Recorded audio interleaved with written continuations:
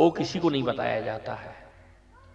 चलो वैष्णव को गुरु मंत्र बता सकता है, लेकिन गुरु मंत्र का जाप करते समय मन में जो झांकी प्रस्फुटित होती है, वो झांकी किसी को नहीं बताई जाती है, वो तो स्वयं अनुभव की चीज है।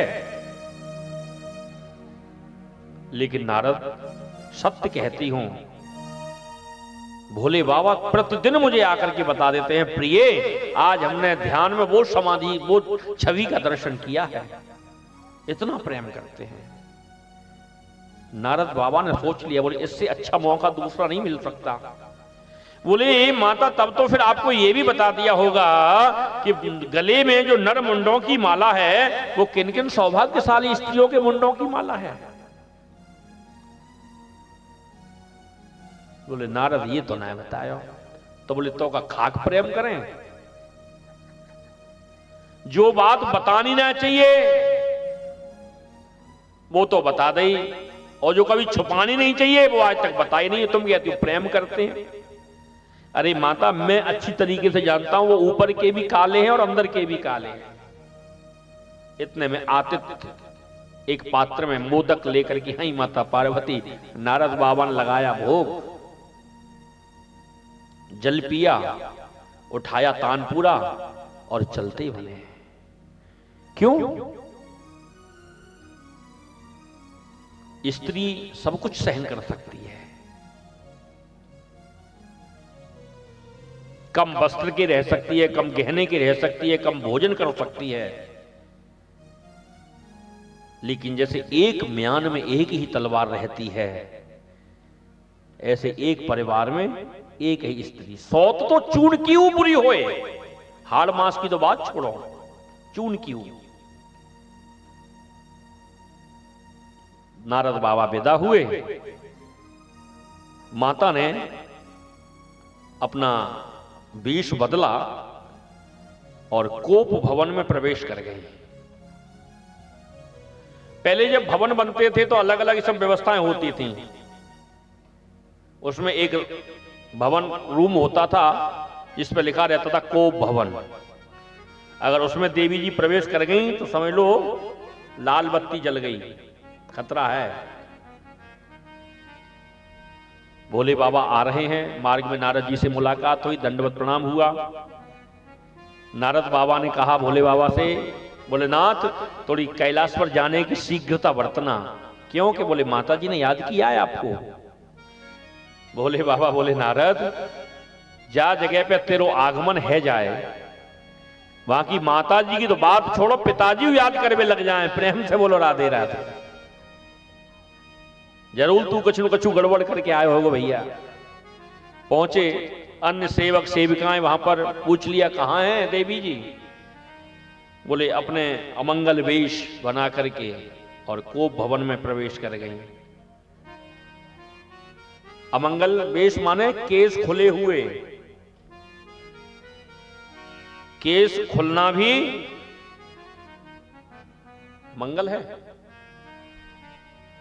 आजकल ब्याह शादियों में देखो तो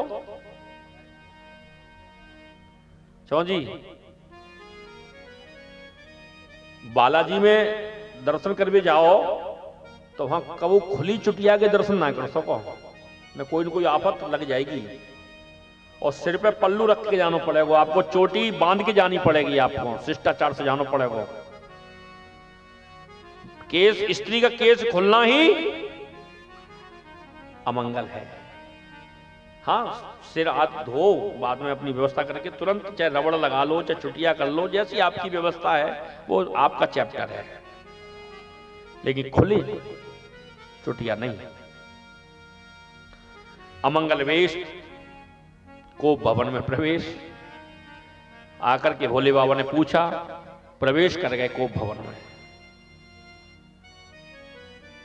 अब भोले बाबा अनेक प्रयास से उनको अपनी बात कहने की प्रस्तुति कर रहे हैं, लेकिन वो कहां मानने वाली हैं।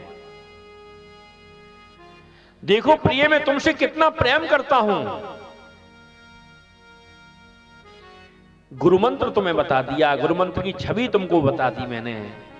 पार्वती बोली ये सब फालतू बकवास बंद करो, लेकिन आज तक तुमने मुझे ये क्यों नहीं बताया कि तुम्हारे गले में जो नर मुंडों की माला है वो कौन सी मेरी सौत है जिसके मुंडों को तुम गले में धारण करके रखते हो। प्रिय, तुम्हारे और मेरे बीच में जो प्रेम है उसका अगर प्रमाण कुछ अगर कोई मुझसे पूछे तो ये नर मुंडों की माला है। मैं इतना तुमसे प्रेम करता हूं, मैं तुम्हारे बगैर रह नहीं सकता। जब तुम्हारा ये दैहिक लीला समाप्त हो जाती है तो मुंड को लेकर के मैं माला में पो लेता हूं और जो तुम्हारा धड़ है इसे भस्मीभूत कर देता हूं। ओहो, तब तो कपटी नहीं महाकपटी हो। काहे का प्रेम प्यार, खास प्रेम प्यार करते हो। मुझे 108 बार जन्म लेना पड़ा और मरना पड़ा, लेकिन तुमने वो कौन सी बूटी पी रखी है जो तुम एक बार भी नहीं मरे। काहे का प्रेम करते हो। वो अगर प्रेम करते हो तो मुझे भी तो पिलाई होती। ये मुंडों की जो माला है इसमें दाना हो गया 108। आप लोग हिंदू हो, सनातनी हो, सबके घर में माला होगी। तुलसी की माला है, उस माला में 108 ही दाने क्यों होते हैं? कभी विचार किया? न 101 होंगे, न 107 होंगे, न 110 होंगे, न 121 होंगे, न 111 होंगे, 108 ही दाने क्यों होंगे? कभी विचार किया? हमारे यहां पर जो पूरा जो विश्व प्रपंच जो बंधा हुआ है ये 9 ग्रह और 12 राशियों में बंधा हुआ है। आप लोग पूजा करते हैं, नवग्रह की पूजा कराते हैं पंडित जी। ब्रह्मा मुरारी श्रपुणांतकारी भानु शशि भूमि सुदो बुधश्च गुरुश्च शुक्रः शनि राहु केतवः सर्वे ग्रहा शांतिकरा भवन्तु। क्या है ये? नवग्रह। और 12 राशि है सबकी। कितने करोड़ की आबादी है? सबकी 12 राशियों में से एक राशि है।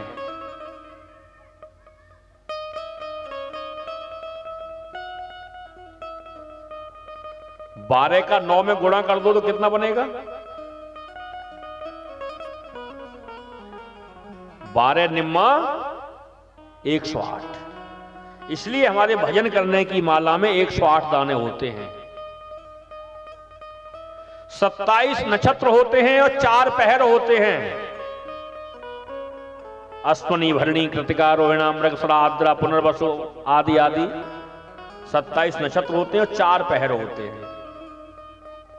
27 चौका 108।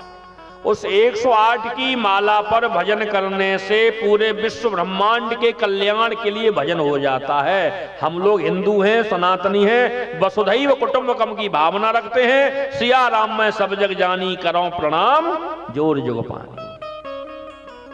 ये विश्व मेरा परिवार है। हम सबका शुभ चिंतन करते हैं, सबका कल्याण चाहते हैं। डेली प्रार्थना करते हैं कि नहीं? दूध पूत धन धान्य से वंचित रहे न कोई, यह अभिलाषा हम सब की भगवान पूरी।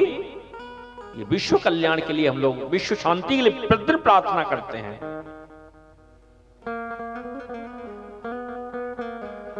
पृथ्वी गोल है और हमारे सालिग्राम भगवान गोल हैं। देखो सनातन हिंदू में कितनी सुंदर अच्छी परंपरा है। बोल धो के पी लो और दिखा के खा लो। लेकिन पूजा के लिए बैठते हो, आपके पूजा के पात्र में चाहे जल है, चाहे गंगा जल है, चाहे यमुना जल है, चाहे नर्मदा का जल है, चाहे कावेरी, कोई भी जल है, वो जल है। लेकिन वही जल जब भगवान को अर्पित कर दिया जाता है, स्नान करा दिया जाता है, तुलसी दल डाल दिया जाता है, तो उसका कितना पावर बढ़ जाता है पता है आपको? पंडित जी जब चरणामृत देते हैं तो क्या बोलते हैं? अकाल मृत्यु हरणम सर्वव्याधि विनाशनम विष्णु पादोदकम पीत्वा पुनर्जन्म न विद्यते। जो प्रतिदिन भगवान का चरणामृत लेते हैं, प्रसादी चंदन माथे पर लगाते हैं, उनकी कभी अकाल मौत नहीं होती है। अकाल मृत्यु हरणम सर्वव्याधि विनाशनम। जब किसी को कोई भूत प्रेत लगता है तो वो सयाने लोग भी जल पड़ के देते हैं कि नहीं देते हैं? विष्णु भगवान जो सालेराम भगवान है, उनके चरणामृत पियो।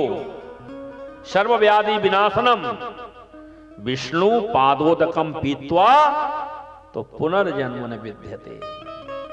दोबारा जन्म लेकर के नहीं आना पड़ेगा। दोबारा जन्म लेकर के कौन आते हैं? जो स्वर्ग में जाते हैं। स्वर्ग और नरक। एक बात ध्यान दीजिए,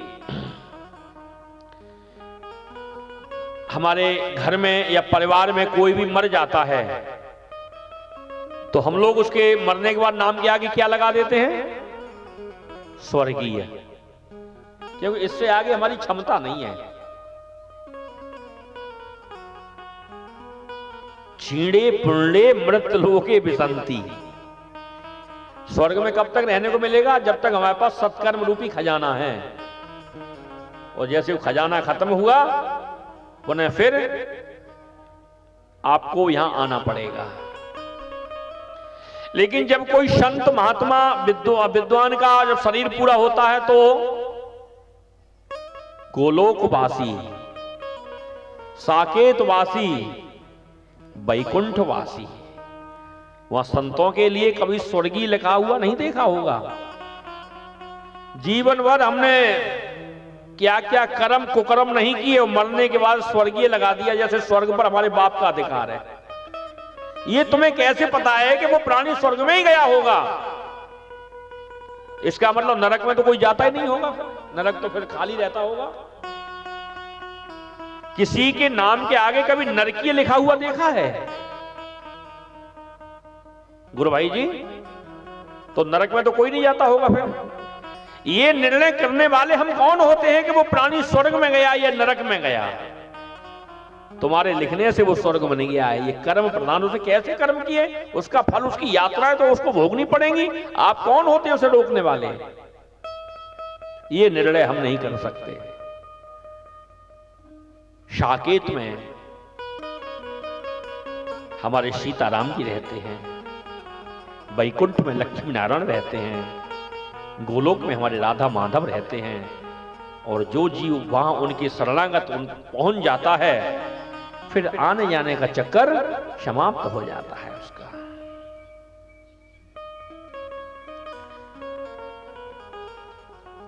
ये कौन सी तुमने अमर बूटी पी जो तुम एक बार भी नहीं मरे? तो कहने का मैं ये बताना चाह रहा था कि हमारे हिंदुओं में जो 108 की माला होती है, इसका मतलब समझ में आया क्यों होती है? कोई अगर पूछ ले तो क्या जवाब दोगे? 108 की माला।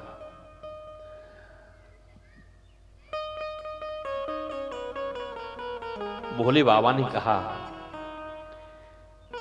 जो अमृत हमने पिया है वो अमृत जिज्ञासु को मिलता है।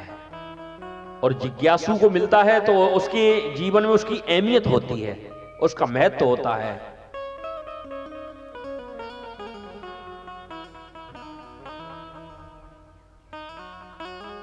गांव में कहनावत कहते हैं, बोले बाप की कमाई और बम्बा की भराई चलने दो। जब आदमी इंजन से पानी लगाता है खेत में तो एक एक मिनट का हिसाब लगता है, और जब बम्बे का पानी लगता है खेत में तो रात में काट दिया, घर में आके सो गए। जब पड़ोसी का खेत डूबे, चाहे बगल वाले का खेत डूबे, जो होगा सुबह देखा जाएगा। बोले बाप की कमाई और बम्बा की भराई चलने दो। एक परिवार में एक बालक था, पिता उसे कुछ बनाना चाहते थे। कहते उसको, भैया तुम पढ़ लिख गए, अब कम से कम कुछ बाहर निकला करो, कुछ कमाया करो, हर समय पैसा मांगते रहते हो, कम से कम अपना खर्चा तो अपने आप उठाया करो।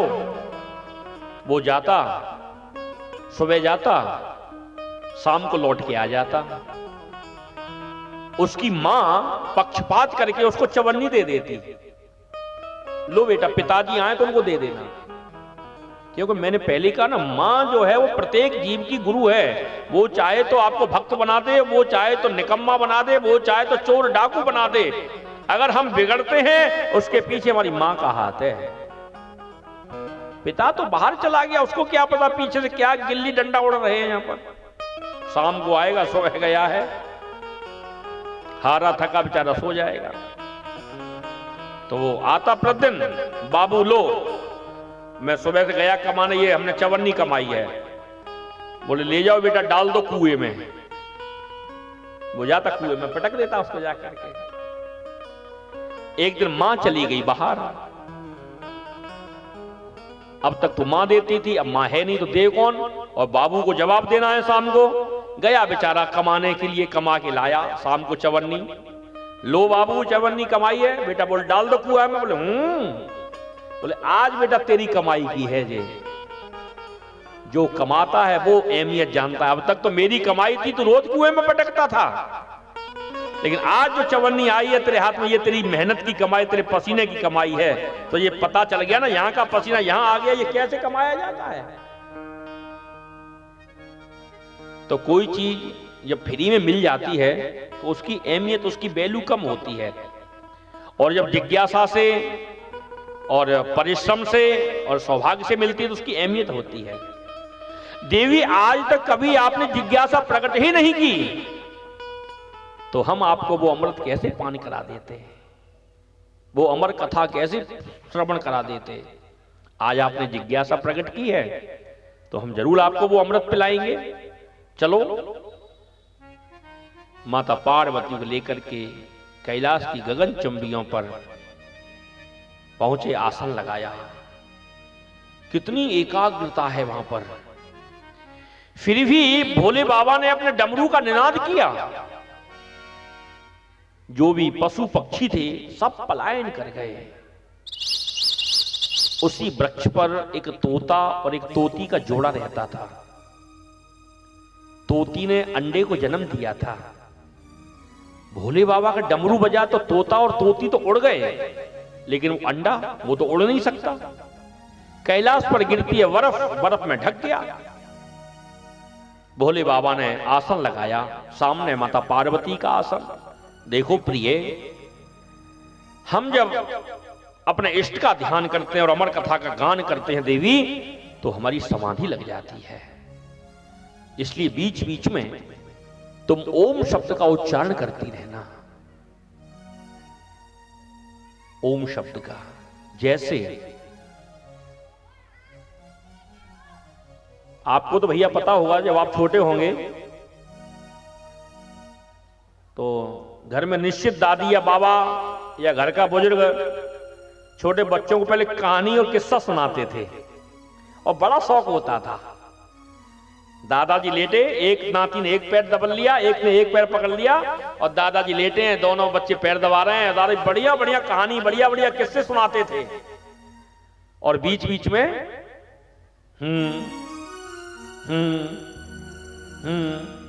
और जब बच्चा पैर दबाते दबाते वही लुढ़क गया, बस दादाजी ने समझ लिया बच्चा सो गया।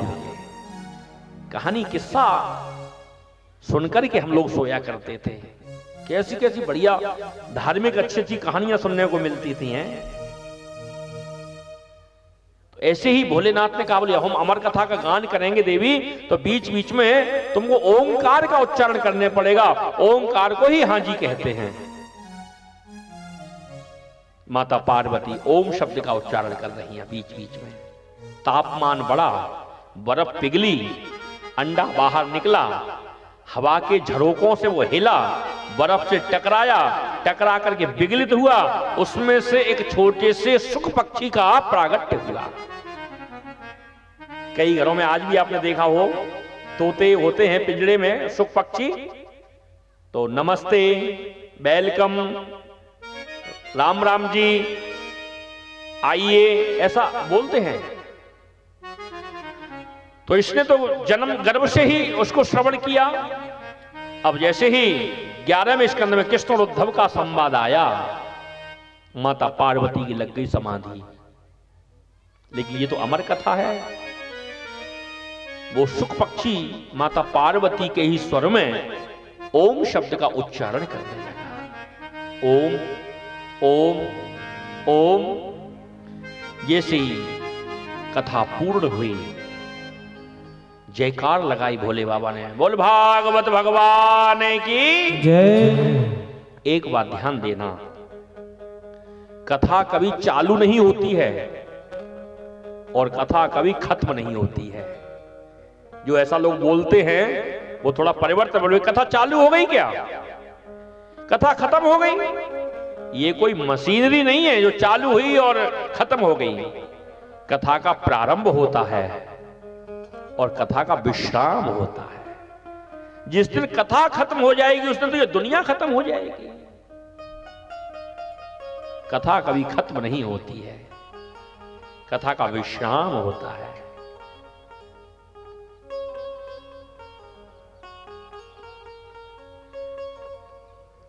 माता पार्वती ने कहा, भोलेनाथ वो आप जो कृष्ण और उद्धव का संवाद सुना रहे थे उसके बाद में फिर क्या हुआ।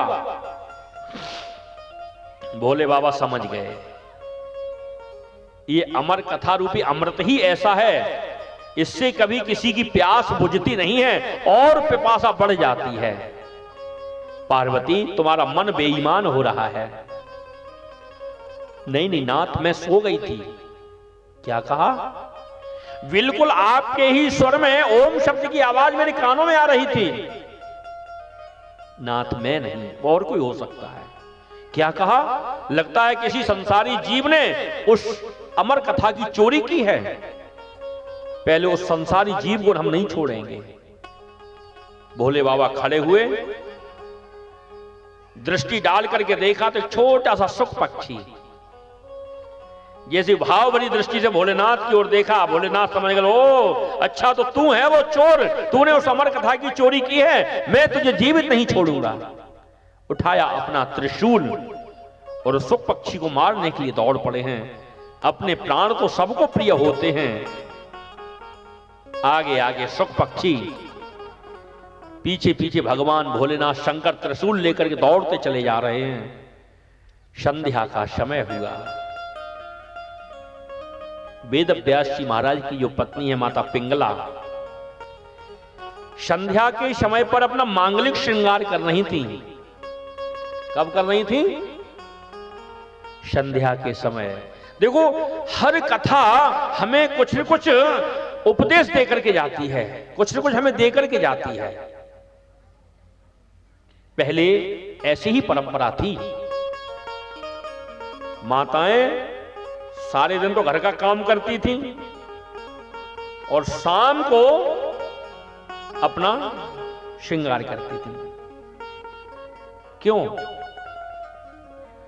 बेचारा पति सुबह से गया है, हारा थका, पता नहीं कैसा आएगा। जब वो हमको बढ़िया सुसज्जित और मुस्कुराते हुए देखेगा तो उसकी आधी थकान मिट जाएगी। किसके लिए सजती थी माताएं पहले? पति के लिए। कब सजती थी? शाम के समय पर। अब क्यों सजती हैं? हम सुंदर लगे। कब सजती हैं? कोई समय नहीं है। बस स्टैंड पर बैठी हैं, बस चलने में आधी घंटा है, बस वो इतना बड़ा जो पर्स लटकता है ब्यूटी पार्लर बगल में, बस खोला और लग पड़ी। एयरपोर्ट पर प्लेन उड़ने में आधी घंटा है, बस निकाला अपना ट्रीटमेंट और चालू। एयरपोर्ट पे भी, ट्रेन में जब उतरने का समय आ रहा है, अब स्टेशन आने वाला है, लोग वेलकम करने आएंगे, बस वो उनका चालू हो गया आइटम। पति के लिए नहीं, अब समाज के लिए सजती हैं। हम सुंदर लगे इसके लिए सजती हैं। लेकिन पहले की माताएं पति की लंबी आयु के लिए सजती थीं, पति के लिए सजती थीं, शाम के समय सजती थीं।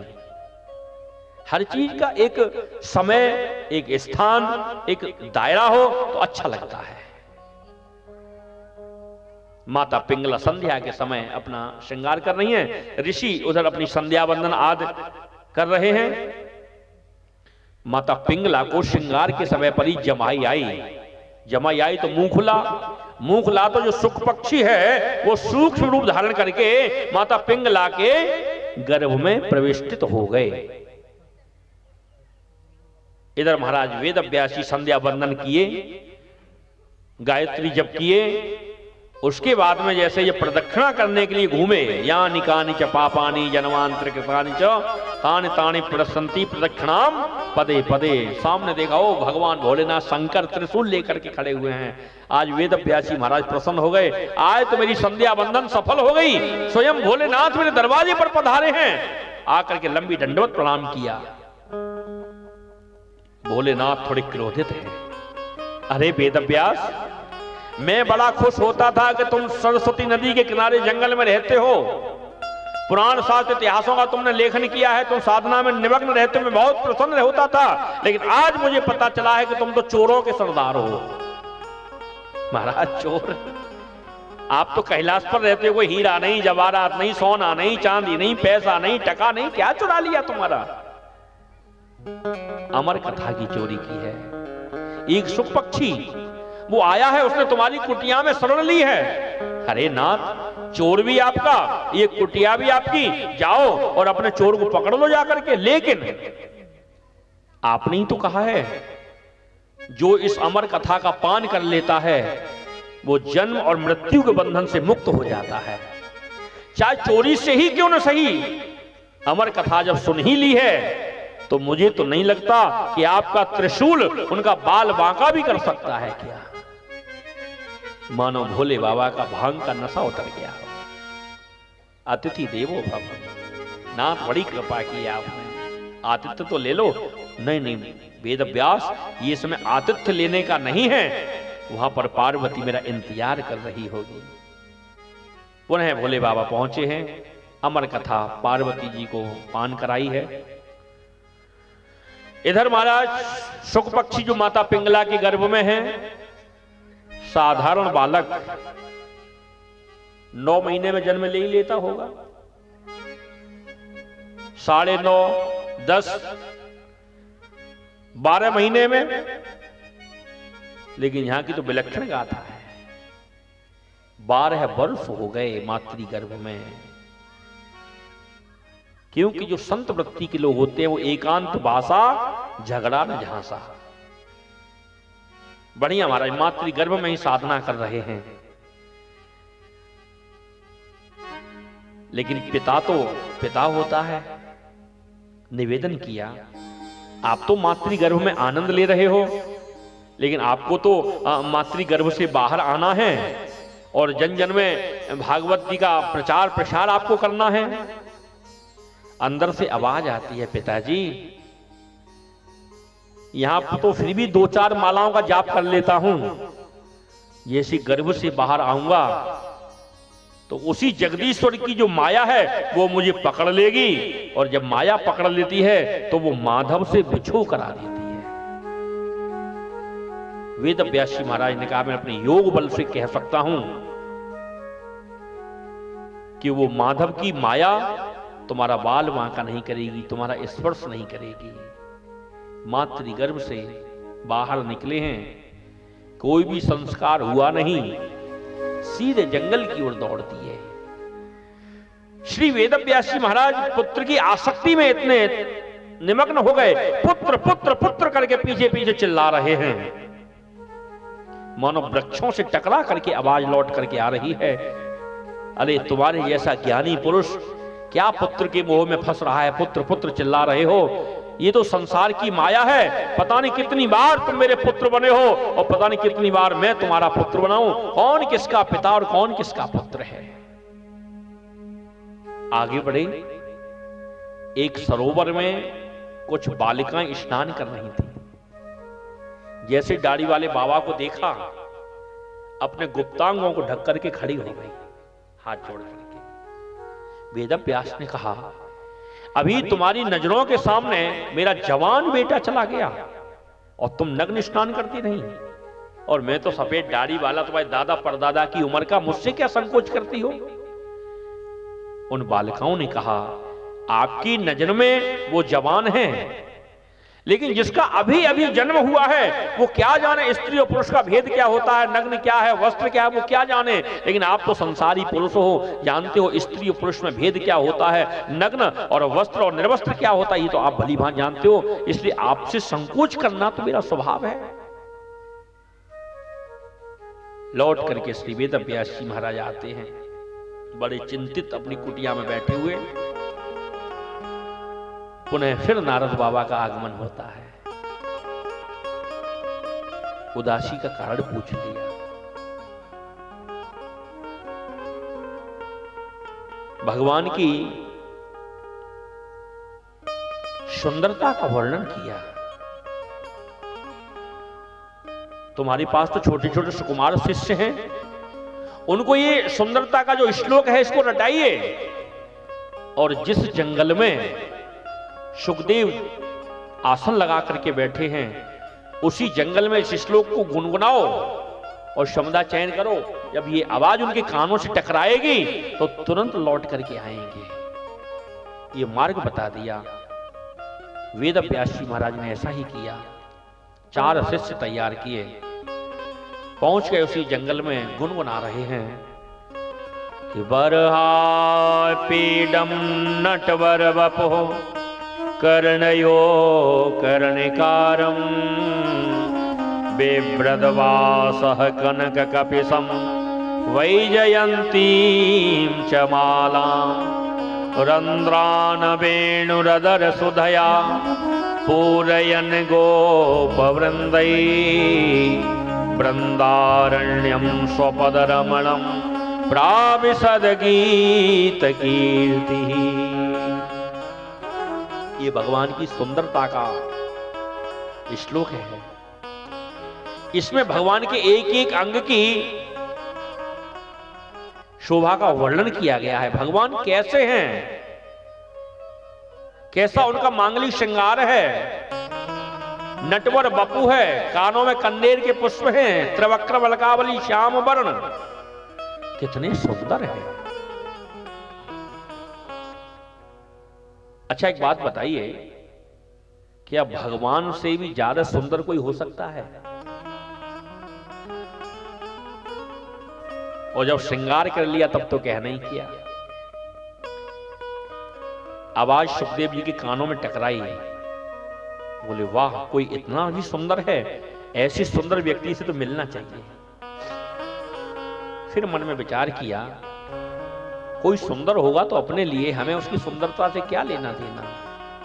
हम तो हरि का भजन करने के लिए आए हैं, हमें तो अपने ठाकुर को रिझाना है। दूसरा दिन हुआ, कल सुंदरता का वर्णन, आज उनकी दयालुता का वर्णन। वो सुंदर भी हैं तो कितने बड़े दयालु भी हैं। लेकिन एक बात ध्यान रखना सज्जनों, 4 वस्तुएं जीव को बिगाड़ देती हैं। 4 वस्तुएं, उसमें पहली है सुंदरता। जिसको भी भगवान ने थोड़ी सी सुंदरता दी है, उसके घर का आईना हर समय व्यस्त रहता है। कई बार आप मोबाइल में लाते हो ना, तो व्यस्त टून आती है कि नहीं? ऐसे जिसको भगवान ने थोड़ी सुंदरता दी, उसके घर का जो आईना दर्पण है वो व्यस्त रहता है। इधर उधर से आए थोड़ा सा, फिर घूम फिर के आए, फिर उसके सुंदरता।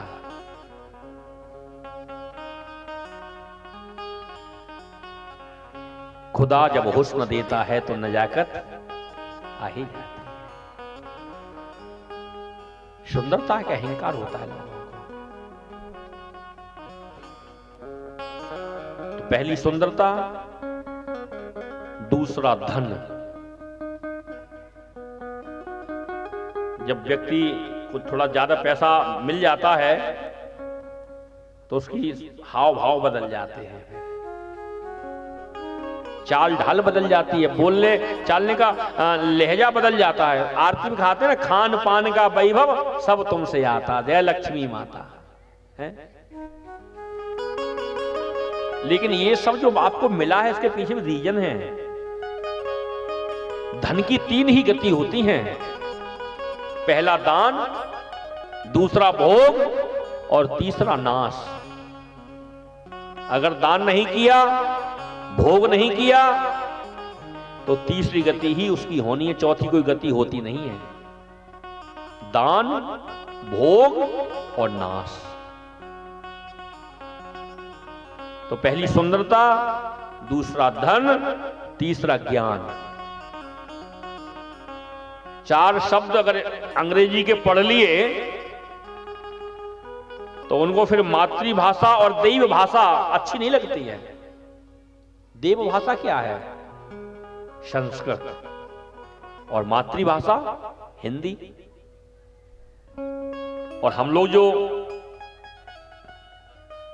अपने जीवन में आज उपयोग में लाते हैं या अपने बच्चों को पढ़ाते हैं, वो कौन सी भाषा है? ब्रज भाषा। वो गुलामी भाषा है। अंग्रेज तो गए लेकिन भाषा को छोड़ गए।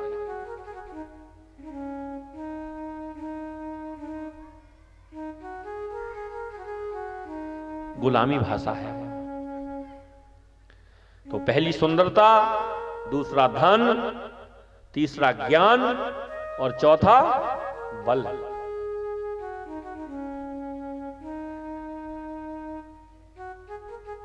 जब हम जवानी की मार्ग से गुजरते हैं तो हमारे एक्शन ही कुछ अलग होते हैं।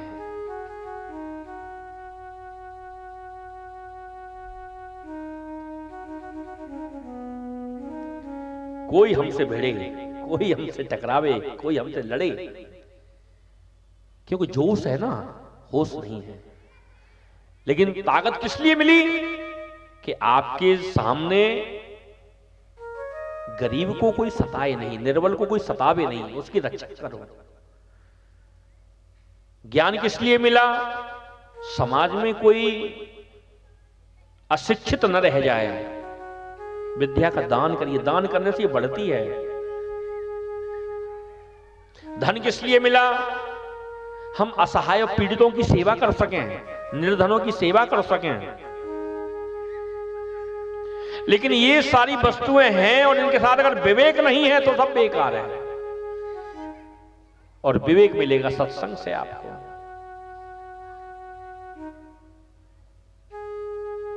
इसलिए होना बहुत आवश्यक है। तो सुंदरता की कानों में जब आवाज आई तो मन को मार लिया।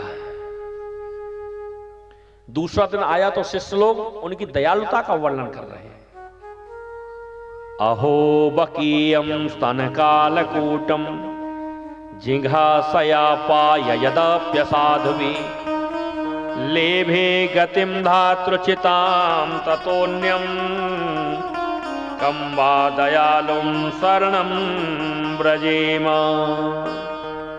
आहा, जितने बड़े वो सुंदर हैं उससे कई ज्यादा गुना वो दयालु भी हैं। लाला को जन्म भयो, आए ब्रज में माखन मिश्री खाए वे। माखन मिश्री के तो दर्शन नाए भये और पूतना मौसी आए गई, लाला को जहर पिवाए वे। उनको भी कौन सी गति प्रदान की है? जो स्थान माता यशोदा को मिलना चाहिए, जो स्थान माता देवकी को मिलना चाहिए, वो स्थान किसे दिया है भगवान ने? एक विष देने वाली पूतना को। उनसे बड़ा दयालु कौन हो सकता है? अगर हमें पता चले कि कोई हमें मारने के लिए आ रहा है तो हम उसको कौन सी गति दे देंगे? लेकिन भगवान की दयालुता देखिए। जैसे वो दयालुता के कानों में आवाज आई, अब मन को नहीं मार पाए, उठे शिष्यों के पास में आ गए। भैया कल तुम ही इस जंगल में वो भगवान की सुंदरता का वर्णन कर रहे थे। हाँ हाँ, आज उन्हीं भगवान की दयालुता का वर्णन कर रहे हैं। अच्छा, इसके अलावा और क्या क्या गुण हैं? बोले हमारे जो गुरुजी हैं उन्होंने हमें 2 श्लोक याद कराए, एक सुंदरता का और एक दयालुता का। बोले आपके गुरुजी भी हैं? बोले हाँ। तो बोले आपके गुरुजी के पास में तो बहुत खजाना होगा? बोले हाँ। बोले 18,000 श्लोक हमारे गुरुजी के पास में। अच्छा, तो क्या तुम्हारे गुरुजी हमसे मिलेंगे? बोले बिल्कुल मिलेंगे, चलो हमें अपने गुरुजी से मिलवा दो। लेकर के आए, सामने से वेद व्यास जी महाराज ने देखा, क्योंकि पिता की आत्मा ही पुत्र है, आत्मा वही जायते पुत्र, गले से लगा लिया। बोले हमारे गुरुदेव बाद में हैं, उससे पहले तो आपके पूज्य पिताश्री हैं, और पिता की संपत्ति पर तो पुत्र का अधिकार होता है, गुरु की संपत्ति पर शिष्य का अधिकार होता है। वेद व्यास के मन में एक भाव जागृत हुआ, मन तो कर रहा है कि जो मेरे अंदर प्याली भरी हुई है वो पूरी प्याली की प्याली उड़ेल दूं, लेकिन समाज ये क्या कहेगा? देखो इतने बड़े ज्ञानी विद्वान होने के बावजूद भी इतने पुत्र मोह में ग्रसित हो गए कि 18,000 श्लोक भी अगर दिए तो अपने पुत्र को दिए। ये दुनिया वालों का मुंह, समाज का मुंह कैसे बंद करेंगे हम? क्या करें? महाराज जनक के दरबार में भेज दिया। जनक महाराज से प्रमाण पत्र लेकर के आओ। जैसे महाराज भेज दिया, सेवक लगे दरवाजे पर, लिखा हुआ बिना आज्ञा के प्रवेश वर्जित है। सेवक गया, महाराज जनक ने कहा बोले कह दो उनसे, व्यासनंदन से 5 दिन बाद मिलेंगे। आज हम किसी से मिलने जाते हैं और 5 मिनट भी अगर हमें दरवाजा करना, इंतजार करना पड़े तो उसकी 3 पीढ़ी को बखान देते हैं। बना बहुत बड़ा आदमी, कल तक इसका बाप ऐसा था, इसका बाबा ऐसा था, इसका परबाबा ऐसा था, और आज मुझे 5 मिनट हो गया अभी तक दरवाजा नहीं खुला। 5 मिनट में हम उसकी 3 पीढ़ियों को बखान देते हैं, इतने क्रोधित हो जाते हैं। लेकिन सुखदेव जी जिस भाव में, जिस मुद्रा में, प्रसन्नता में गए, बस उसी भाव में खड़े हुए हैं। क्रोध की किंचित मात्र आभा नहीं। सेवकों को भिजवाकर महाराज जनक ने दिखवाया, बोल जाओ देख के आओ क्या स्थिति है। बोले जिस मुद्रा में आए थे उसी मुद्रा में है, तो इसका मतलब मानो महाराज उन्होंने क्रोध को जीत लिया। अच्छा, अंदर लेकर के आओ। एक बहुत सुंदर रूम सजा हुआ है, उसमें सुखदेव जी महाराज को छोड़ दिया। पहले से ही उसमें बहुत सुंदर सुंदर अप्सराओं को छोड़ दिया गया। सुखदेव तो समाधि लगा करके महाराज आसन लगा करके बैठ गए। अप्सराएं अपने अनेक अनेक क्रियाकलापों से उनको अपनी ओर आकर्षित करना चाहती हैं, लेकिन नेत्र बंद है। काम जो है हमारे अंदर प्रवेश करने के 2 ही रास्ते हैं काम के। एक तो कानों के द्वारा, जब कोई भी हम अश्लील गाना सुनते हैं मन में विकार उत्पन्न होते हैं, और दूसरे नेत्रों से।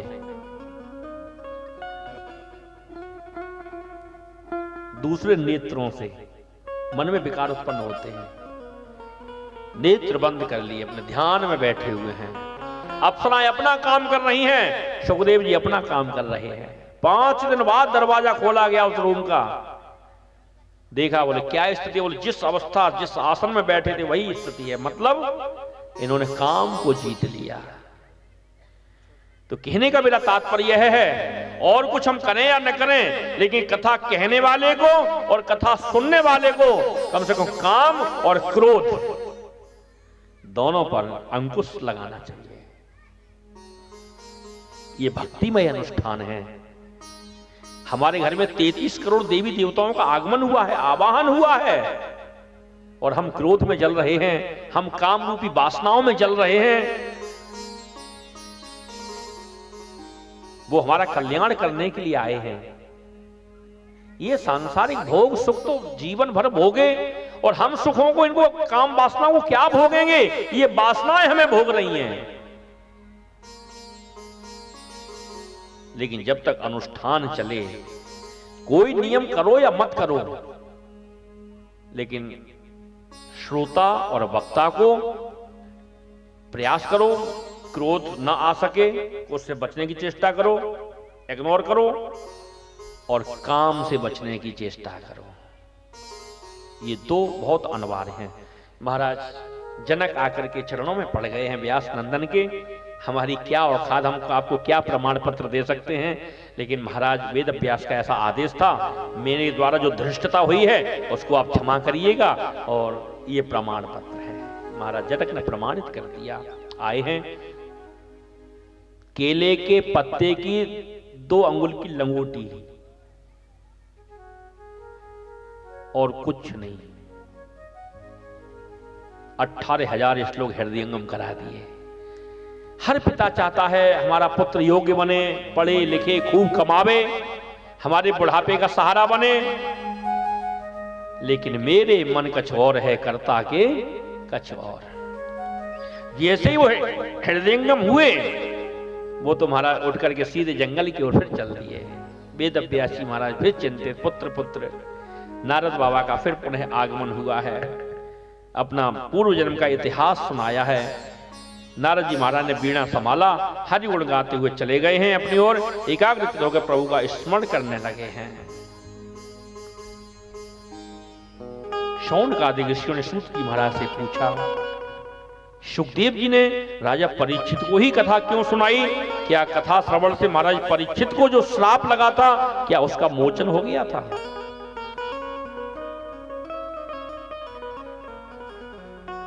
सूत जी महाराज परीक्षित के जन्म कर्म के विषय में विस्तार से बताता है, जिससे तुम्हारी सभी शंकाओं का समाधान हो जाएगा। यदा मृदे कौरव संजयाना वीरे स्वथो वीर गतिम गतेषु प्रकोदरावेद गदा विमर्श भग्नोरुदंडे धृतराष्ट्रपुत्री।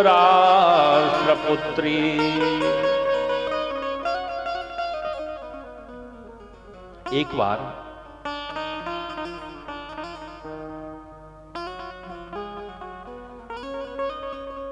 महाभारत का युद्ध प्रारंभ हुआ और समाप्ति की ओर है। दासी पुत्र विदुर जी महामंत्री हैं। कौरव और पांडव बिल्कुल सगे चचेरे भाई हैं। रक्षा होती है तो उस प्रदेश को नष्ट करने में कोई पाप नहीं लगता है। एक नगर को नष्ट करने से अगर पूरे प्रदेश की रक्षा होती है तो उस नगर को नष्ट करने में कोई पाप नहीं लगता है। एक परिवार को नष्ट करने से अगर पूरे गांव की रक्षा होती है तो उस परिवार को नष्ट करने में कोई पाप नहीं लगता है। एक व्यक्ति को नष्ट करने से अगर पूरे परिवार की रक्षा होती है तो उस व्यक्ति को नष्ट करने में कोई पाप नहीं लगता है। महाराज, आपका जो ज्येष्ठ पुत्र दुर्योधन, उसने पांडवों के साथ क्या क्या नहीं किया है। कीर्ति की ध्वजा लहरा रही थी महाराज, वो झुक रही है। आप मेरी बात मानो तो दुर्योधन का त्याग कर दो। धृतराष्ट्र जी महाराज से कहा,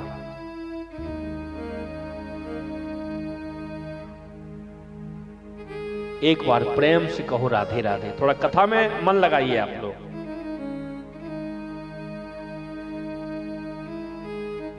बहुत समझने की, बहुत मार्मिक कथा है। जैसे ही विदुर जी महाराज ने कहा दुर्योधन का त्याग कर दो धृतराष्ट्र जी से,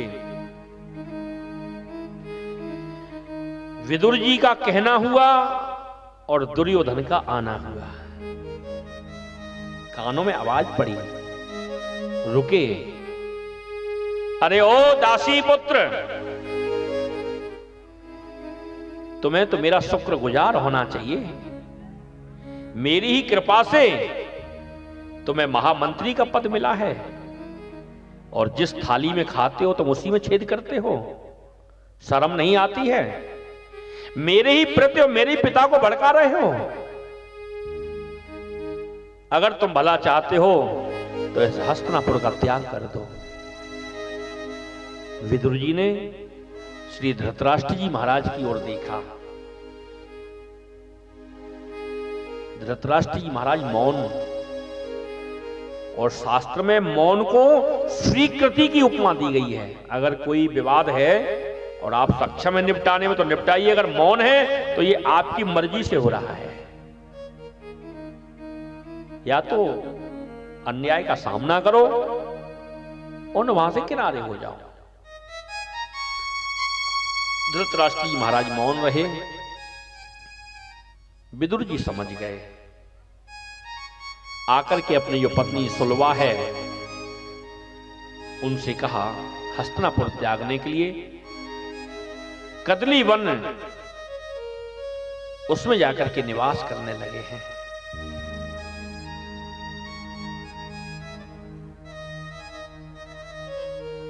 आज प्रभु द्वारिकाधीश शांति दूत बनकर के हस्तिनापुर में आने की घोषणा करते हैं। समाचार विदुर के पास में आया। विदुर भक्त हैं प्रभु के, और भक्त को पता चले कि भगवान आ रहे हैं तो प्रसन्नता का ठिकाना नहीं रहता उसका। महाराज विदुर बहुत प्रसन्न हुए। अपनी कुटिया में पहुंचे। महारानी सुलवा ने देखा, लगता है बोले जब से हस्तिनापुर का त्याग किया है तब से कोई भी अन्न का दर्शन नहीं हुआ। आज लगता है कहीं से कोई अन्न की प्राप्ति हो गई है।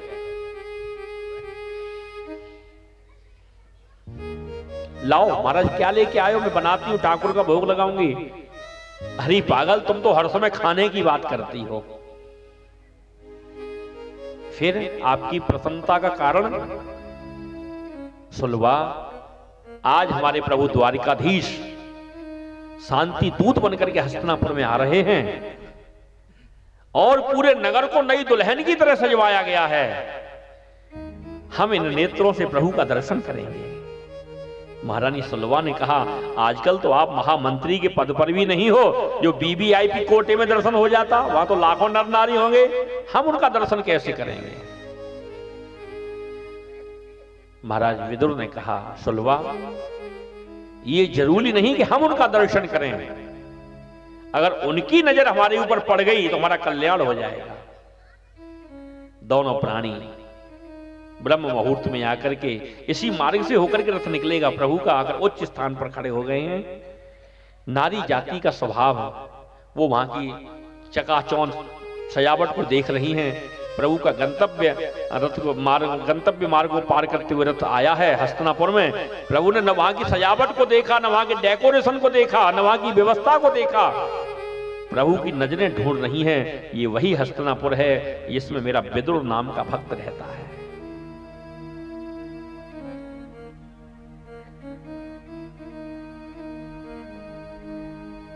जैसे ही प्रभु की नजरों से नजरें मिली, महाराज विदुर ने सुलवा को, अरे पगली देख दे, देख कन्हैया तुम्हें देख रहे हैं।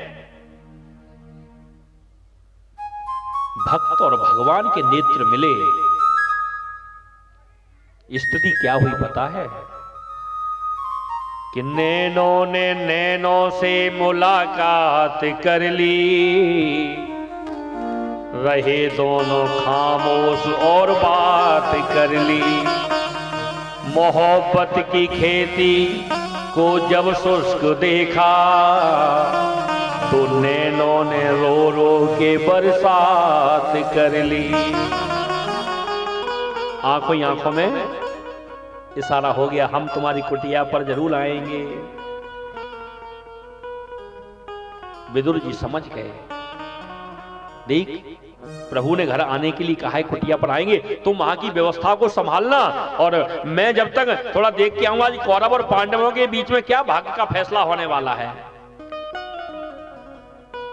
क्या दुर्योधन ने स्वागत किया है, कमर में हाथ डाल करके अगुवाई कर रहे हैं। लाखों सिंहासनों के मध्य में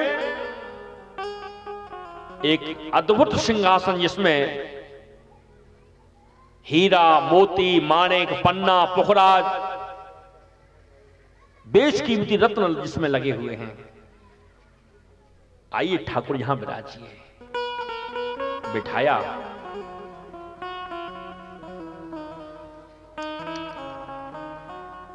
ठाकुर आप आए, बड़ी कृपा की, लेकिन आप चाहते तो मुझे ही बुला लेते, आपने आने की तकलीफ क्यों की? और फिर आने के पीछे कोई कारण तो होगा आपका। हां देख दुर्योधन, आज तक मैंने तुझे कभी दुर्योधन नहीं कहा, मैंने जब कहा तब सुयोधन कहा तेरे को, लेकिन आज मैं तेरा नाम ले रहा हूं दुर्योधन। देख पांडव जो हैं वो एकदम सगे तेरे ककेरे भाई हैं।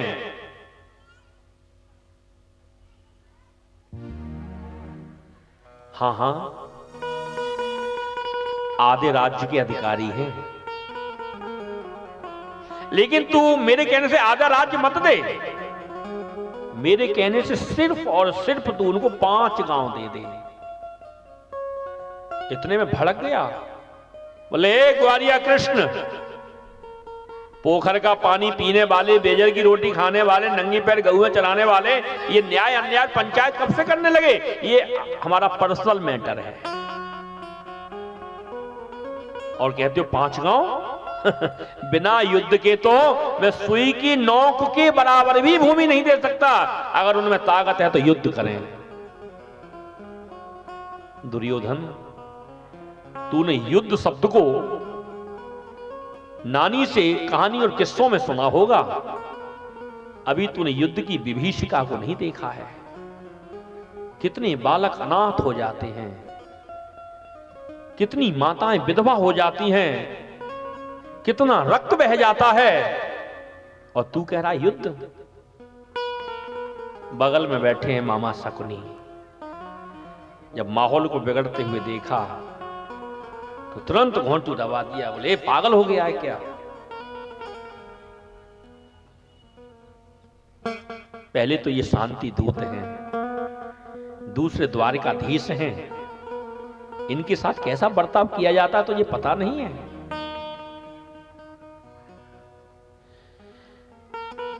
महाभारत का सबसे अहम पात्र मामा शकुनी है।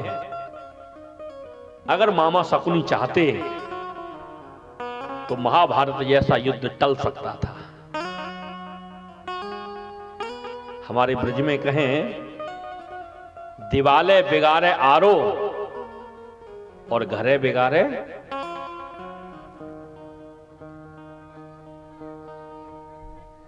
लेकिन हर व्यक्ति भी जीजा है और हर व्यक्ति साला भी है। लेकिन यहां जितनी कैपेसिटी हो अपने दायरे में ही सीख बाकू दीजिए जाको सीख सुहाए, और सीख देनी बांदरा तो गांठ को घर जाए। मत चलाओ, कोई पूछे तो सलाह दे दो, न पूछे तो भाई आप जानो, आपके घर का मैटर है। लेकिन कई लोगों को मैंने देखा है, कोई भी कार्य करेंगे सबने स्वीकृति दे दी, और जब तक साले साहब की स्वीकृति नहीं आई तब तक वो कार्य हो नहीं सकता। जब तक इतना भी नहीं, ठीक है, पैर की जूती पैर में ही शोभा देती है, सिर पर रखोगे दुनिया बेवकूफ कहेगी। दीवार में ज्यादा आले अलमारियां होंगी, वो दीवार कमजोर पड़ जाएगी। ये मैं नहीं कह रहा हूं, ये ब्रज के रसिकों ने लिखा है। दीवाल है बिगाड़े आरो और घर है बिगाड़े सारो। एक मामा कंस हुए, जिनकी कथा आगे आप लोग श्रवण करोगे।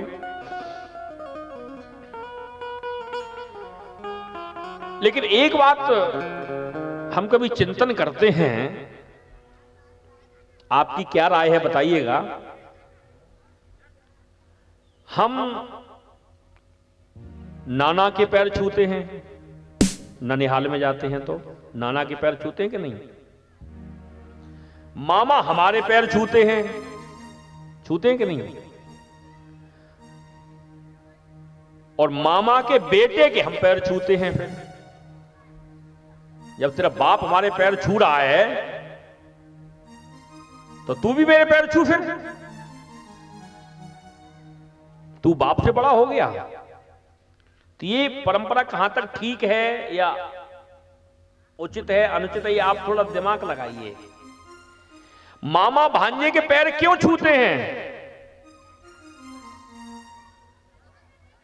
मेरे ख्याल से तो शायद डर के मारे पैर छूते हैं, कहीं ये वही भांजा ना हो जो कंस जैसा मेरा भी हस्र कर दे कहीं, जो है।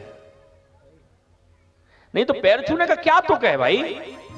आप बताइए, आप बुजुर्ग मामा हैं, वो हमारे पैर छू रहे हैं, उनका बेटा आ गया, हमें उसके पैर छूने पड़े। जब उसके पैर छू रहे हैं तो उसके बाप के पैर क्यों नहीं छू रहे हैं? और जब बाप हमारे पैर छू रहा है तो बेटा फिर हमारे पैर क्यों नहीं छू रहा है? तो मामा जो भांजे के पैर छूते हैं तो वो लगता है मुझे तो डर के मारे पैर छूते, महाराज कृपा बनाए रखना, कहीं कंस जैसा हमारा भी हस्र मत कर देना, वो भी भांजे थे और तुम भी भांजे हो, इसलिए हमें तुमसे डर लगता है। मामी भी इसीलिए भांजे के पैर छूती है, महाराज कृपा करना, मेरा सुहाग बना रहे, नहीं तो मामला गड़बड़ हो जाएगा। फिर देखो, हर पॉइंट हमको कुछ सोचने के लिए मजबूर कर देता है। आप दिमाग लगाओ इस चीज के ऊपर, ऐसा होता है कि नहीं? लेकिन ये ठीक है या गलत है? या तो हम मामा के पैर छुए, जब नाना के छूते हैं तो मामा के छुए, और फिर उसके बेटे के भी छूते तो मामा के क्यों नहीं छूते भाई? मामा ने कौन सा गुनाह किया है? और जब मामा हमारे छूते हैं तो मामा का बेटा भी फिर हमारे छुए, वो बाप से ऊपर तो नहीं हो सकता। जब तेरा बाप पैर छू रहा है हमारे तो फिर तू भी छू, फिर वहां भाईबंदी किस बात की? फिर जो तो क्या लॉजिक ठीक है? ये आप लोग दिमाग लगाइए, एक बार प्रेम से बोलो राधे राधे।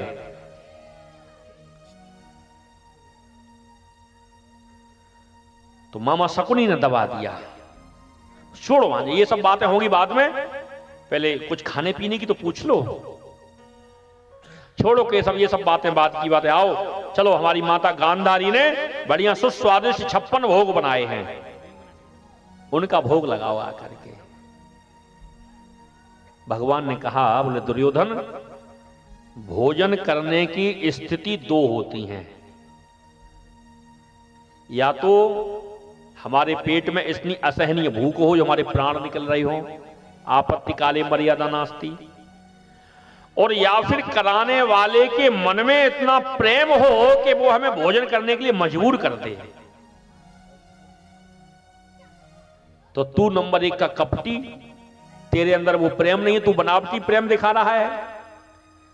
और अभी ऐसी मेरी भी स्थिति नहीं है कि मानो मेरे प्राण ही निकले जा रहे हो जो हम तेरे यहां का अन्न खाएं, तो इसलिए भोजन तो मैं तेरे यहां नहीं कर सकता,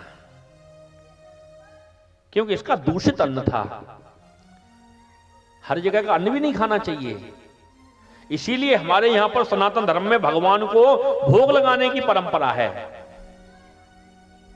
कहते हैं ना, हम कौन से जन्म के भोग भोग रहे हैं, कौन से कर्मों के भोग भोग रहे हैं, ये वही भोग हैं। ठाकुर को भोग लगाओ, प्रसाद पाओ उनका। और फिर दूसरी बात यह है कि इसी हस्तिनापुर में हमारे भक्त रहते हैं विदुर, तो उन्होंने एक बार पत्र लिखा, प्रभु जब भी कभी आप हस्तिनापुर में आवें तो पहला भोज हमारे घर पे करें। तो हमें उनके घर आज का प्रसाद लेना है। दुर्योधन को हंसी आ गई, अरे महाराज क्यों अपने भक्तों का मजाक बनाते हो? जो स्वयं कल्ली वन में रह करके फल फूल खा करके अपनी क्षुधा को शांत करता हो, जिसके घर में स्वयं चूहे भूखे मर रहे हो, वो तुम्हें क्या खिलाएगा? बोले ये सोचने का विषय आपका नहीं है। क्यों? आज भरी सभा में ही तो भगवान को अपने भक्त विदुर का मान बढ़ाना था। खुद का मान टले टल जाए, पर भक्त का मान न टलते देखा, प्रभु को नियम बदलते देखा। भरी सभा में मान कराया है। भक्त भगवान के मंदिर में नंगे पैर जाता है, और जब कभी मौका मिलता है और भगवान को भक्त के घर में जाना हो तो वो भी नंगे पैर जाते हैं। जैसे हमारे लिए भगवान सर्वोपरि हैं, ऐसे ही भगवान के लिए भी भक्त सर्वोपरि है। भक्त न होंगे तो भगवान कहां होगा, ऐसे में हर समस्या का समाधान कहां होगा। भगवान से भी ऊंची अगर कोई चीज है तो वो है भक्त। मानिए 10 करोड़ की लागत से आपने बहुत सुंदर मंदिर बनाया और दर्शन करने वाला भक्त एक भी ना आता हो, तो उस 10 करोड़ की लगी लागत के मंदिर में बैठा हुआ भगवान भी अपने कर्मों को रोता है। और एक चौराहे पर 2 ईंट पे सिंदूर लगा करके धूप बत्ती दीप बत्ती लगा दी, लाइन लगी हुई जय भैरव बाबा की, उस 10 करोड़ की मंदिर में बैठने वाला भगवान से तो अच्छा भाग्यशाली वो चौराहे की 2 ईंटें हैं जहां भक्तों की लाइन लगी हुई है, तांता लगा हुआ है। भगवान की भी शोभा भक्तों से ही है। आज मानो भागवत कथा जहां हो रही है, लाखों रुपए खर्च हो रहा है, सब कुछ हो रहा है, और आप जैसे भक्त इस पंडाल में न होते तो क्या हम कथा कहते, क्या पाठक जी कथा सुनते। बस ठीक है होती, लेकिन भक्तों से ही भगवान की शोभा है। नंगे पैर प्रभु दौड़ पड़े हैं विदुर की कुटिया के लिए। महारानी सुलवा जो है स्नान कर रही थी, कुंडी को खटखटा दिया। जैसी कुंडी को खटखटाया, उनको होश नहीं हम किस अवस्था में हैं। जिस अवस्था में हैं उसी में आकर कुंडी को खोल दिया। मेरे ठाकुर ने अपना उत्तरी लिया और उड़ा दिया। आओ आओ केशव यहां बैठो, नहीं यहां नहीं, यहां आओ, नहीं यहां भी नहीं, यहां हो। और एक कोने में ले जाकर के पाटा उल्टा करके डाल दिया। बोल गोविंद यहां आओ। जहां भाव होता है वहां व्यवस्था प्रधान नहीं होती है, और जहां व्यवस्था प्रधान होती है वहां पर भाव नहीं होता है। और भगवान तो भाव के भूखे हैं। भाव का भूखा हूं मैं, भाव ही एक सार है। भाव से बजता जो मुझको उसका बेड़ा पार है। अन्न भूषण अन्न वस्त्र और भूषण कुछ न मुझको चाहिए। ये जीव मेरा हो जाए यही मेरा सत्कार है। भगवान भाव के भूखे हैं। अन्न वस्त्र भूषण ये सब तो हम स्वार्थ में दान करते हैं, भगवान थोड़ी मांगते हैं। किवाड़ों को खोल दिया। काकी बहुत जोड़ की भूख लगी हुई है। दौड़ी दौड़ी गई कदली वन में, पक्के केले की फली लेकर के आती हैं। इतनी भावा विभोर हो रही हैं कि मिगी खिलाना चाहिए, मिगी तो गिरा देती है नीचे, और छिलका महाराज इनके मुंह में खिला रही है। सबसे ऊंची प्रेम सगाई, सबसे ऊंची प्रेम सगाई, सबसे ऊंची प्रेम सगाई, सबसे ऊंची प्रेम सगाई, सबसे ऊंची प्रेम सगाई, सबसे ऊंची प्रेम सगाई।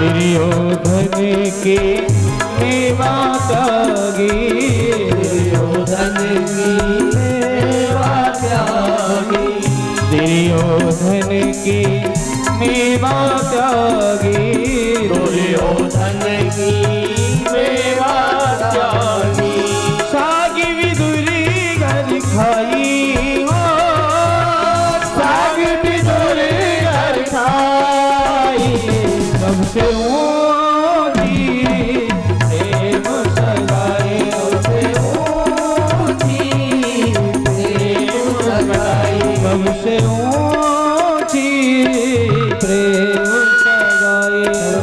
ऊंची प्रेम सगाई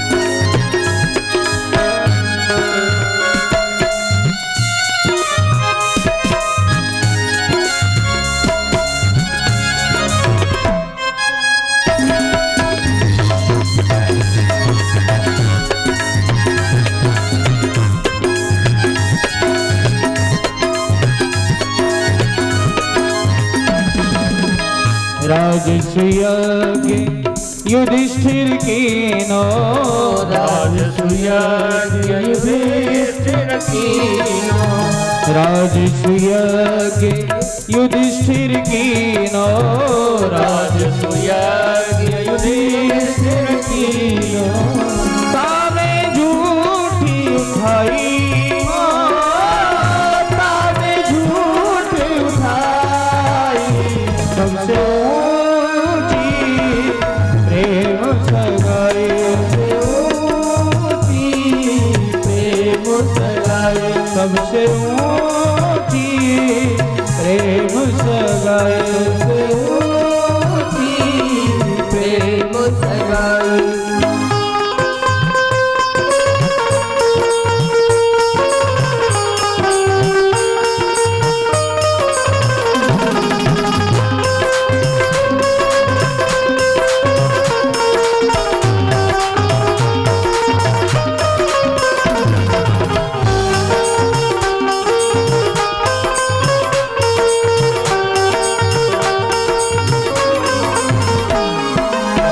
झूठे फल सबरी के खाए झूठे फल सबरी के खाए झूठे फल सबरी के खाए झूठे फल सबरी के खाए बहुविध स्वाद बताई हो बहुविध स्वाद बताई सबसे ऊंची प्रेम सगाई सबसे ऊंची प्रेम सगाई सबसे ऊंची प्रेम सगाई सबसे ऊंची प्रेम सगाई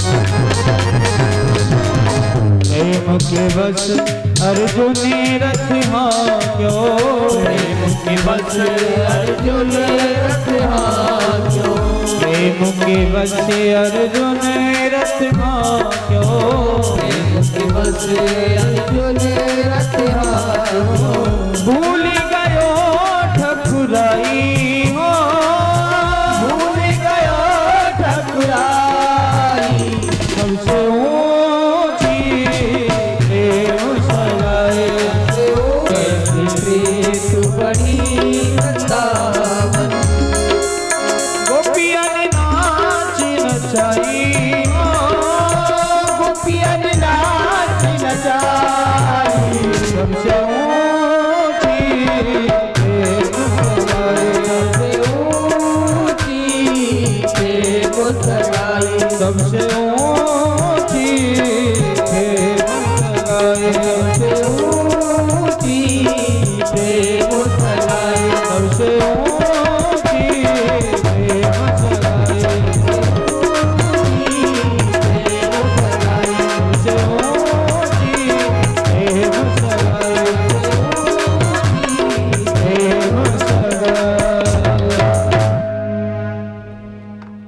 सबसे ऊंची प्रेम सगाई। प्रेम से ठाकुर भोग लगा रहे हैं। आज विदुर जी का क्या भरी सभा में सम्मान हुआ है। आज फूले नहीं समा रहे हैं। दौड़े दौड़े गए ब्रजवासियों की बजरिया में, कहीं से मक्खन ले रहे हैं, कहीं से मिश्री ले रहे हैं, कहीं से ड्राई फ्रूट ले रहे हैं। आज गोविंद मेरे घर आएंगे। सामग्री लेकर के आए, खटखटाया। महारानी सुलभा ने आकर के दरवाजा खोला। अरे सुलभा, आज क्या भारी सभा में मेरा मान बढ़ाया है गोविंद ने, और आज मेरे घर आएंगे, भोग लगाएंगे। ले ले, मैं उनके स्वागत में उनके भोग के लिए सामग्री लेके आया हूं, बढ़िया सुंदर सी व्यवस्था कर। महारानी सुलभा ने कहा, बोले आएंगे नहीं, आ चुके। अच्छा, मुझे भी दर्शन करा। पकड़ा महारानी सुलभा ने हाथ, क्योंकि माताओं को ही धर्म की परिभाषा से जोड़ा गया है। धर्म की बहन, धर्म का भाई और धर्म की कहते हैं धर्म पत्नी। लेकिन पति तो धर्म का नहीं होता है, पति तो पति होता है। इसलिए भगवान से पति देव को मिलाने की अहम भूमिका माताओं की होती है। अगर हमारा पति अधर्म के मार्ग पर जा रहा है तो उसको धर्म के मार्ग पर लेकर आने का फर्ज हमारा बनता है, क्योंकि हम धर्म पत्नी हैं।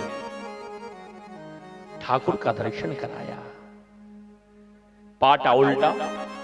अरे ये तो डल्लभ मकबल सदील में रहने वाले, और तूने पाटा भी ऐसा बिछा दिया। महारानी सुलभा ने गोविंद से कहा, बोले मैं तो भाव विभोर थी, आपने भी नहीं बताया। तो बोले क्या बिगड़ गया, कहा कि घर की बात है, अब सीधा कर लो तो क्या बात है। पाटा सीधा किया, बढ़िया आसन लगाया। फिर तूने कुछ खिलाया कि नहीं? बोले हाँ, मैंने पक्के केले की फली, केले का भोग लगाया। बगल में छिलक, वो मिगी का ढेर, वो लगता है उसने तूने सारे छिलके खिला दिए। भाव था ना। बढ़िया थाल सज करके आया, उसमें से केले का फल लेकर ठाकुर को मिगी खिलाई। पूछ लिया काका ने, ठाकुर कैसा स्वाद आ रहा है?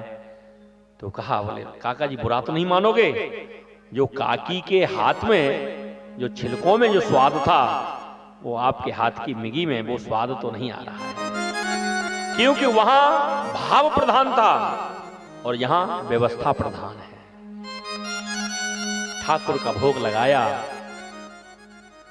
ठाकुर को विदा किया है। भाव के भूखे हैं ठाकुर।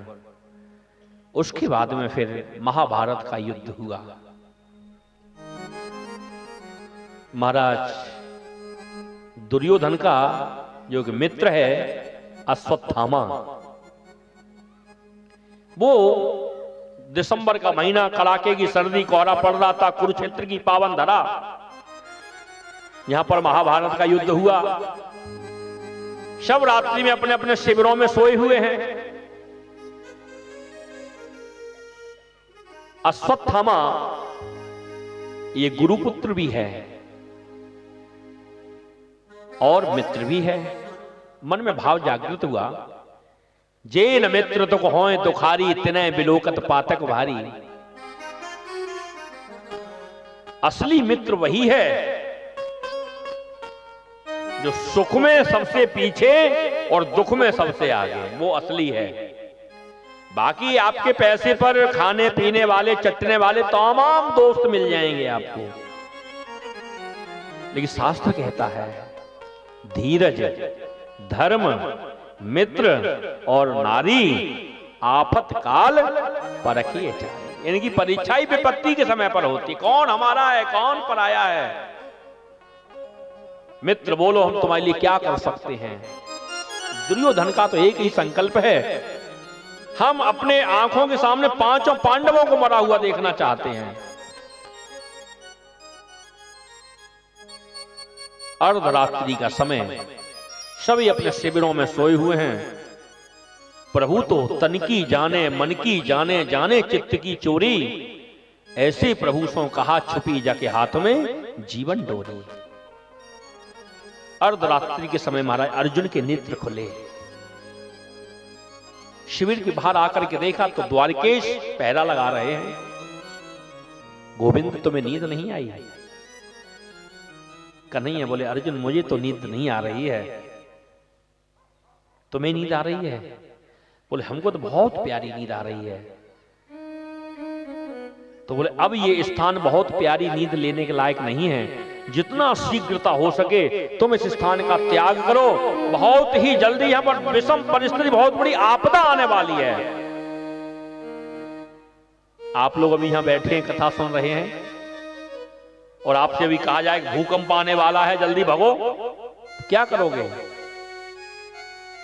पहले अपने प्राण बचाओगे या पड़ोसी के प्राण बचाओगे? अपने प्राण सबको प्रिय होते हैं। हो सकता है कि आप भगदड़ में बच्चे भी छूट जाएं आपके, और यही हुआ। महाराज सब सोए हुए शिविर में अर्जुन ने जाकर के घोषणा की। एक तो गहरी नींद में सोए, जब ऐसा सुना तो अपने अपने प्राणों को बचाने की सबको पड़ी, सब भागे। लेकिन महाराज पांडवों की माता द्रौपदी के 5 बालक उसी शिविर में सोए हुए हैं। अंधकार का साम्राज्य, अर्ध रात्रि, नग्न तलवार लेकर के महाराज जैसे ये आया अश्वत्थामा, 5 बालक को जो लाइन से लेटे हुए थे, नग्न तलवार से उनके धड़ से स्वर अलग कर दिए। 5 बालकों के मुंड लेकर के एक थैले में रख लिए, लाकर के महाराज दुर्योधन के सामने थैला उल्टा कर दिया। दुर्योधन ने देखा तो नेत्र सजल हो गए। अरे मित्र ये क्या किया? मेरी तो शत्रुता पांडवों से थी, ये तो उनके बालक हैं, इन्होंने मेरा क्या बिगाड़ा था? तुमने तो मेरे कुल में दिया जलाने वाला, पानी देने वाला नहीं छोड़ा। दुर्योधन के भी नेत्र सजल हो गए। वायु की वेग के समान समाचार पूरी दुनिया में फैल गया। प्रभु द्वारिकाधीश भी पांडवों को द्रौपदी के साथ वहां पर उपस्थित हुए हैं। एक मां का लाल मर जाता है तो वो मां कुरही की भांति टकराती है, और जिस माता के 5 बालकों के धड़ सामने पड़े हों, उस द्रौपदी पर क्या गुजर रही हो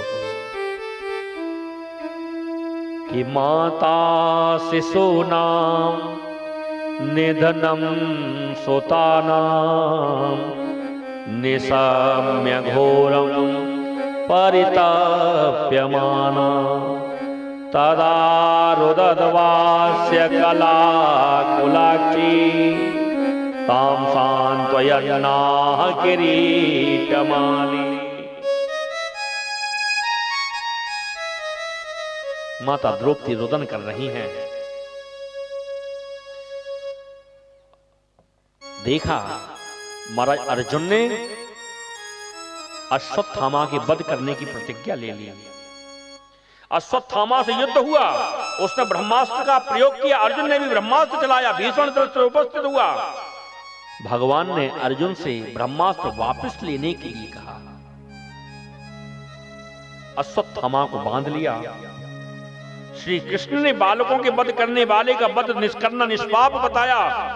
अर्जुन ने उसका वध करने की प्रतिज्ञा कर दी, सामने खड़ा कर दिया। द्रौपदी, भीम, नकुल, सहदेव सब संतापित भाव से खड़े हुए हैं, उसका वध करने के लिए आतुर हो रहे हैं। महाराज भीम जो है बार बार अपने गदा को लहराते हैं, केवल आदेश की प्रतीक्षा। कन्हैया समझ गए अश्वत्थामा का वध निश्चित है, उनका परामर्श मान्य नहीं होगा। तब द्रौपदी को माध्यम बनाया। कन्हैया द्रौपदी को सखी कह करके बुलाते हैं। और या तो प्रभु का भक्त बोलता नहीं है, और बोलता है तो बड़ा अद्भुत बोलता है कि उवाच चास्वहन्तस्य बन्धनानयनं सती मुच्यतामेष ब्राह्मणो नितराम गुरु पूजिए विप्र सकल गुणहीना शूद्र न गुण गण वेद प्रवीणा पूजिए विप्र सकल गुणहीना शूद्र न गुणे गण वेद प्रवीणा पूजिए विप्र सकल गुणहीना शूद्र न गुण वेद प्रवीणा पूजिए विप्र सकल गुणहीना शूद्र न गुणे गण वेद प्रवीणा। ठीक है, आप इसे मार दो, लेकिन क्या इसके मारने से मेरे बालक जीवित हो जाएंगे? नहीं हो सकते ना। एक मां की पीड़ा को तो एक मां ही समझ सकती है। मेरे तो 5-5 बालक मृतक पड़े हुए हैं, मैं तो रही वहां टकरा ही रही हूं, लेकिन ये तो अपनी मां का इकलौता है, गुरु पुत्र है, ब्राह्मण है। मुच्यता मुच्यता बेस, छोड़ दो इसको। ऐसा जब सुना सब अवाक से रह गए। बोले जिसके बालकों का हत्यारा सामने खड़ा हो और वो इसको छोड़ने के लिए प्रार्थना कर रही है।